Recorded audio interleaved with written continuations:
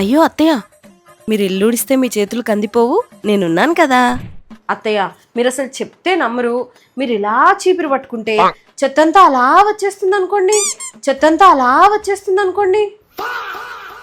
అయ్యో అత్తయ్య గారు, మీరు ఎందుకండి కష్టపడ్డం?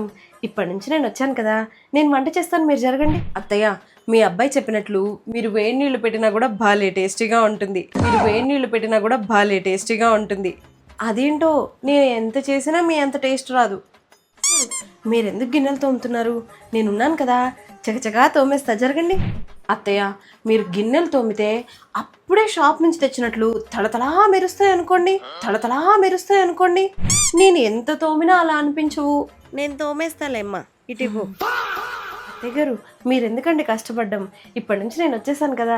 అత్తయ్య, అసలు నేనేం చేసినా భలే ఉంటుంది, బ్రహ్మాండంగా ఉంటుంది అంటావు, అంతే కదా. నువ్వు వెళ్ళి ప్రశాంతంగా కూర్చో అమ్మా, నేను ఒకదాన్ని ఉన్నా కదా, నేను చేస్తాలే. నిన్ను కాదు, నిన్ను తీసుకొచ్చాడు చూడు, వాణ్ణి అనాలి.